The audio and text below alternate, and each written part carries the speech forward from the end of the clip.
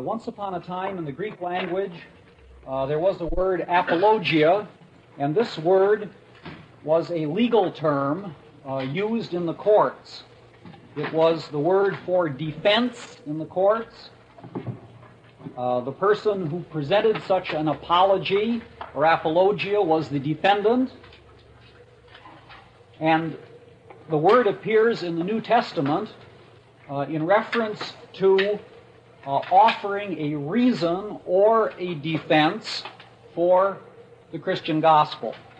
The word is at the origin of our present-day English word, apology.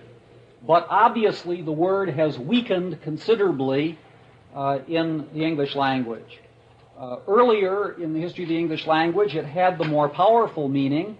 Its weakening has taken place in modern times, so that now, if you apologize for something, you say, gee whiz, I'm sorry, but as a matter of fact, I do believe X or Y. That was not the original meaning of the term. The original meaning of the term was not in any sense apologizing for something, giving an excuse for something, but rather giving a reason or a defense for something. This course is introductory, but it isn't a course designed primarily with the practical object of teaching you how to go out and engage in evangelism. It isn't a practical course in evangelism. It's rather an attempt to give you the theoretical foundations of the defense of the faith, and this is done historically.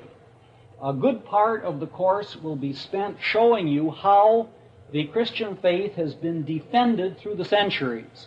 How, when the Christian faith met certain objections through the centuries, Christians have found ways of answering those objections. Now that may seem utterly impractical as an approach, but if you think about it for a minute, it can have some tremendous practical implications.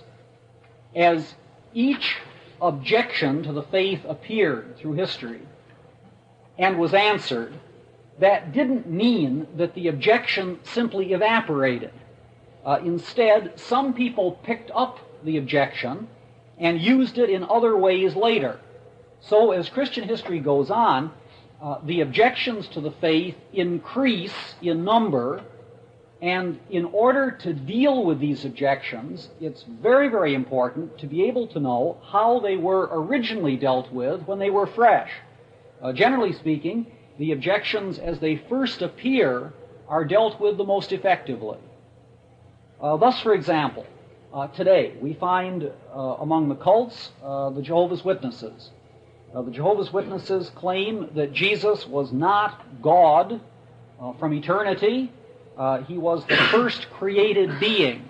First God created Christ, and then Christ created everything else.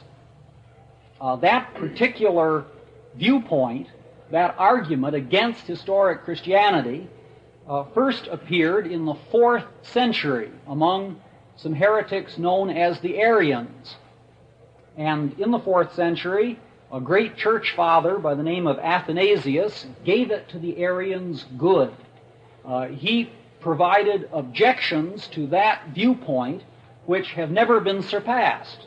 And if you know how Athanasius dealt with the Arians, you have a much more profound basis for handling problems with the Jehovah's Witnesses than as if you simply snuggle up to their tape recorder when they appear on your porch and try to deal with them informally. The point is that the faith has had a long history of defense, and what we want to do in this course is to see how that history is operated and note the ways in which the defense can be of use to us today. If you want something of a more directly practical character, then you may want to get a hold of tapes that I have done under the title Sensible Christianity. These tapes represent lay seminars given in churches around the country, and they are orientated more in the direction of practical evangelism. This is a graduate course. It's Sample complete. Ready to continue?